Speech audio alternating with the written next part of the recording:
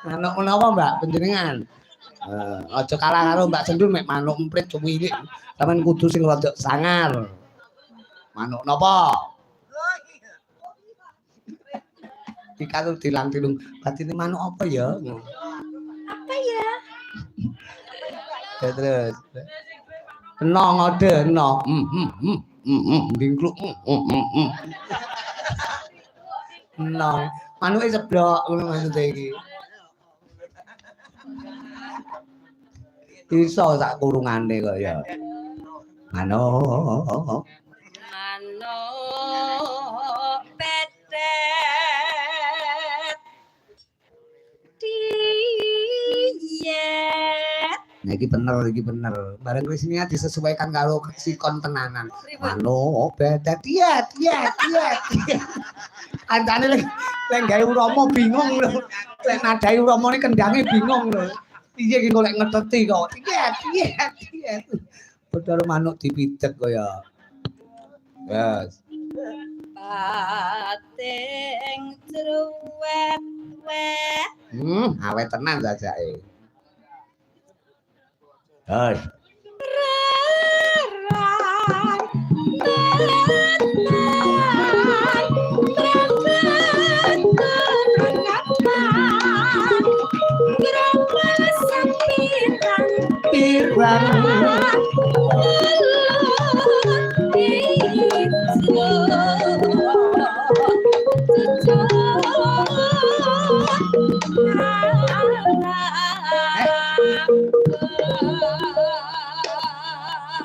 Wene iki bangsa iki cakepan iki tak demeni kok iki bangsa mengulas permanukan. Jadi terus Intan iki malah kelingan dimara. Karena ya pancen yo ning kono cedheke pasar manuk kok ya. Yes, manuk napa malih? Manuk iki ning Banyuwangi enek manuk sing diarani napa? Manuk Banyuwangi. Manuk apa Mas kae jenenge sing kondang? Manuk Ancel Bumi. Enten niku Banyuwangi. Loh, aku sing ngomong wong Banyuwangi kok. Nek apa jenenge Jan? Lah, ngawur. Ora bundas kabeh to ngawur ya. Nggih. Manuk napa? Manuk blekok. Yo blekok nek mak blek terus mekokok. Oke. Ya.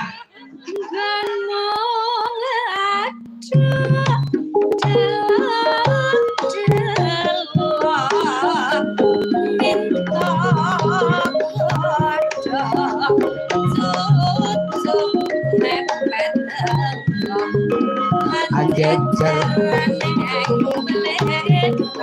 Oh.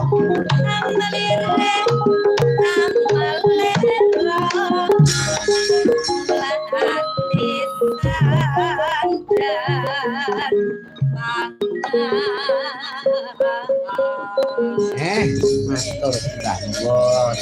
Terima kasih. Mbak Ika kali Mbak Tri duet maut. Lagune gatik diglindingne. Nyatane ngrembug perkara babakan ingon-ingon.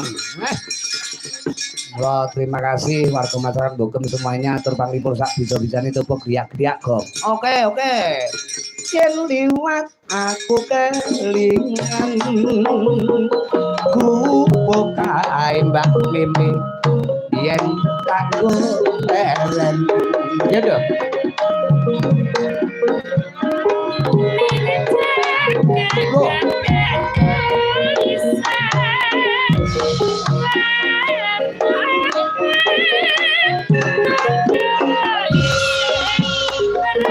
Ini cuma nih saya.